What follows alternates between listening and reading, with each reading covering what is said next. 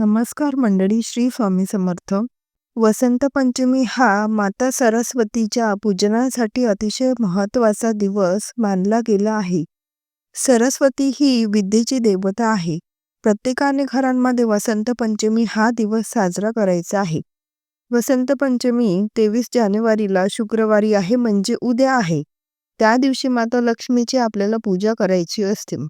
प्रत्येक आईने आपल्या मुलाबाळांसाठी उपाय करायचा असतो, कारण सरस्वती माता विद्येची देवता असल्यामुळे आपल्या मुलांनी पुढे जावं, भरपूर शिकावं अशी प्रत्येक आईची, वडिलांची इच्छा असते. तर त्यामुळे या दिवशी सरस्वती मातेचे पूजन करून, सरस्वती मातेला नैवेद्य दाखवून आणि आईने मुलांसाठी काही जर सोपे उपाय केले तर मुलांची त्याच्या आयुष्यांमध्ये भरभरून प्रगती होते, त्यांना अपयश येत नाही. तर हा दिवस अत्यंत महत्त्वाचा आहे. या दिवशी माता सरस्वतीचा जन्म झाला अशी धार्मिक मान्यता आहे. सरस्वती पूजनाचा जो शुभ मुहूर्त आहे तो आपण जाणून घेऊया. शुक्रवारी 23 जानेवारी 2026 रोजी सकाळी 7:13 ते दुपारी 12:33 पर्यंत तुम्ही वसंत पंचमीची पूजा संपन्न करू शकता, जे की ते उद्या आहे. या पूजेचा एकूण कालावधी साधारणपणे 5 तास 19 मिनिटे इतका असेल.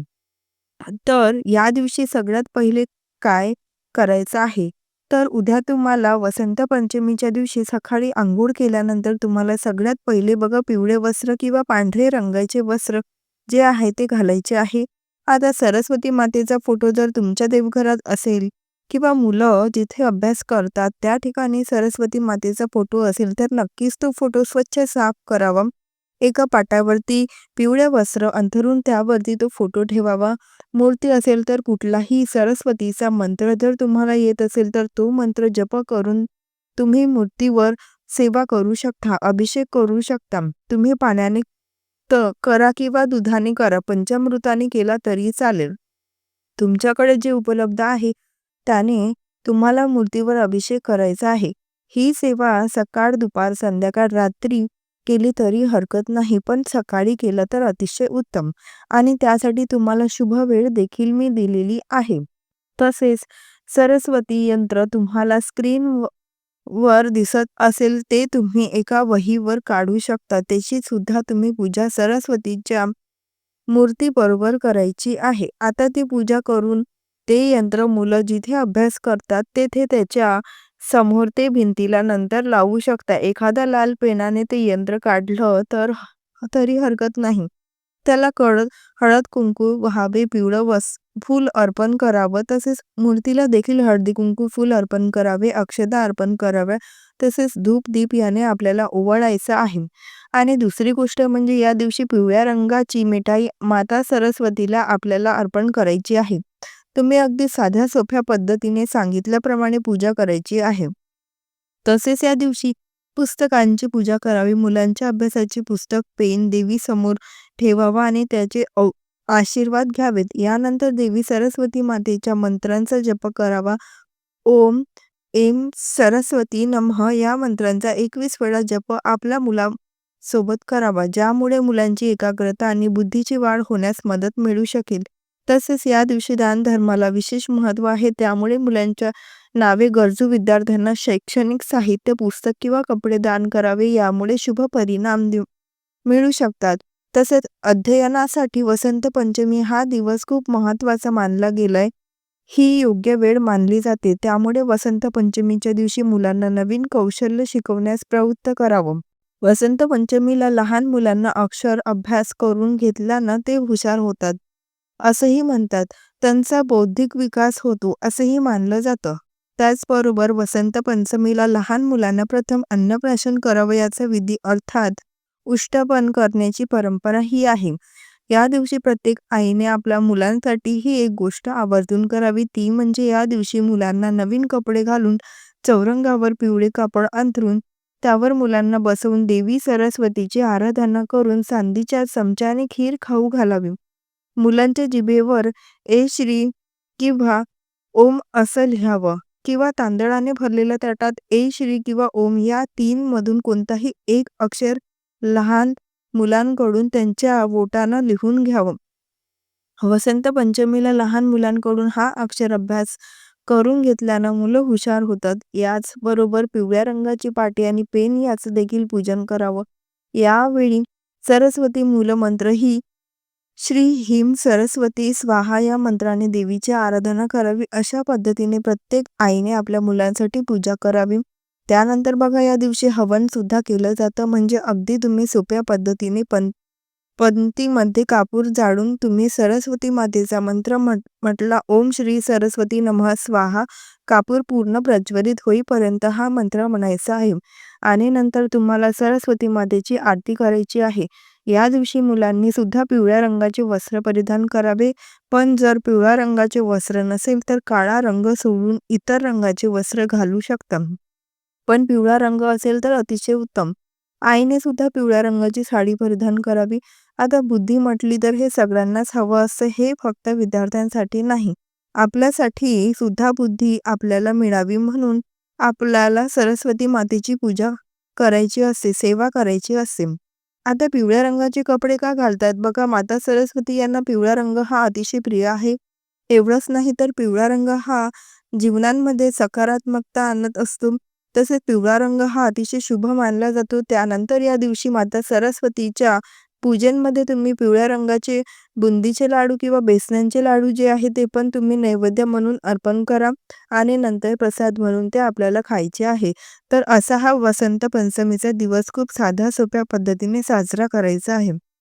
ज्या घरांमध्ये विद्यार्थी आहेत, प्रत्येक घरांमध्ये विद्यार्थी असतात, मोठे असू द्या की छोटे असू द्या, त्यांनी तर या दिवशी सरस्वती मातेची पूजा करायचीच आहे आणि सरस्वती मातेचा मंत्र म्हणायचा आहे. आणि दुसरी गोष्ट म्हणजे आईने प्रत्येक मुलांसाठी हा उपाय करायचा आहे. मुलं मोठे असतील ते स्वतः सुद्धा करू शकतात. मुलांच्या जिभेवर तुम्हाला मधामध्ये एक तर बोट बुडवून किंवा तुळशीची काडी जी असते किंवा तुम्ही दर्भांची काडी किंवा सोन्याचं कानातलं किंवा अंगठी असेल तर स्वच्छ धुवून घ्यायचं आहे. ते मधांमध्ये बुडून मुलांच्या जिभेवर तुम्हाला काढायचा आहे. सरस्वती मातेचा बीज मंत्र आहे आणि मुलं बघा छोटे असतील तर आईने मुलांसाठी करा, वडिलांनी केलं, कोणीही केलं तरी चालेल आणि मुलं मोठे असतील त्यांनी स्वतःसाठी केला तरी सुद्धा चालेल. हा अतिशय प्रभावी उपाय आहे. मुलांची बुद्धी अतिशय तीक्ष्ण पण त्यामुळे मुलांच्या जिभेवर दर महिन्याच्या पंचमी तिथीला आणि त्यातल्या त्यात या वसंत पंचमीला तर तुम्हाला एम हा बीज मंत्र काढायचा आहे. कारण जिभे विद्या आणि तिथेच त्या घरांची सगळी प्रगती होत असते आणि प्रगती कोणाला नको असते. तर त्यामुळे जर आपल्याला घराची प्रगती पाहिजे असेल तर सरस्वती मातेचा हा महत्त्वाचा दिवस नक्की साजरा करा. आता दुसरी गोष्ट म्हणजे या दिवशी जेव्हा तुम्ही घरातल्या सगळ्यांनी अंघोळीच्या वेळेस पाण्यामध्ये चिमूटभर तुम्हाला हळद टाकायची आहे. गंगाजलचे 2 थेंब टाकायचे आहेत. उंबरठ्याला हळदीचे लेपन देखील करायचं आहे. आता वसंत पंचमीच्या दिवशी कुठल्या गोष्टी करायच्या आहेत आवर्जून आणि कुठल्या चुका टाळायच्या आहेत. सगळ्यात पहिले वसंत पंचमीच्या दिवशी आपल्याला सरस्वती मातेची पूजा करायची आहे. या दिवशी अंघोळ केल्याशिवाय काही तुम्ही खाऊ नका, पिऊ नका, पाणी वगैरे काही नाही. हा दिवस अत्यंत महत्त्वाचा आहे. अंघोळ झाल्यानंतर तुम्हाला पाणी प्यायचं आहे, काही खायचं आहे. यानंतर या दिवशी झाडं वगैरे तोडायची नाहीये. तसेच पान फूल जे आहे ते तोडायचं नाही. पूजेसाठी तुम्ही आदल्याच दिवशी फुले आणून ठेवा. यानंतर वसंत पंचमीच्या दिवशी सरस्वती मातेला प्रिय असलेली पिवळ्या किंवा पांढऱ्या रंगाचे कपडे तुम्हाला घालायचे आहे. पण चुकूनही काळ्या रंगाचे कपडे या दिवशी घालू नका. तसेच या दिवशी आपल्याला सात्विक आहार घ्यायचा आहे. मांसाहार, मद्यपान, व्यसन हे टाळले गेले पाहिजे. यानंतर दुसरी गोष्ट म्हणजे या दिवशी विद्येचा कुठल्याही प्रकारे अपमान करू नका. पुस्तकाला, वहीला पाय वगैरे लागला तर आपल्याला पाय पडायचे आहे. नमस्कार करायचा आहे. चुकून लागला तर तसेच पुस्तकावर, वहीवर कुठल्याही विद्येच्या गोष्टीवर राग काढायचा नाही, फेकायचं नाही. बघा, यामुळे तुमच्या अभ्यासात प्रगती थांबेल. तुमच्या करिअरमध्ये प्रॉब्लेम्स येतील कारण विद्या ही मोठी आपली प्रॉपर्टी असते. यानंतर कोणत्याही प्रकारचे वाईट शब्द या दिवशी बोलायचे नाही. यानंतर माता सरस्वतीची तुम्हाला यथाशक्ती पूजा करायची आहे. सरस्वती मंत्रांचा तुम्हाला जप करायचा आहे. कोणाचा अपमान करू नका, मोठ्यांचा अपमान करू नका. तसेच रागाराग, चिडचिड, शिवीगाळ वगैरे या गोष्टी अजिबात झाल्या नाही पाहिजे. तसेच खोटं बोलायचं नाहीये. याही व्यतिरिक्त उच्च शिक्षणात यश मिळवायचे इच्छुक असणाऱ्यांनी आपल्या मुलांच्या हातून ब्राह्मणाला वेदशास्त्राचं दान करावं. या उपायांनी मुलांच्या जीवनात सकारात्मक ऊर्जा येण्यास मदत मिळेल, शिवाय बुद्धीची वाढ होईल आणि शिक्षणाच्या मार्गावर यशस्वी वाटचाल होण्यास नक्कीच मदत मिळेल.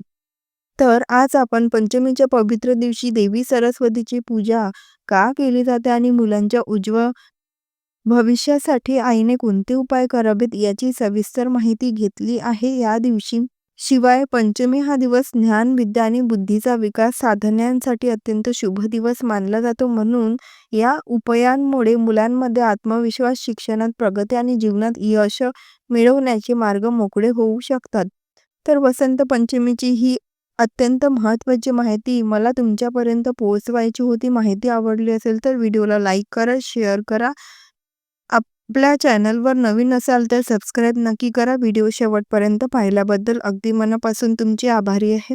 धन्यवाद. श्री स्वामी समर्थ. जय जय स्वामी समर्थ.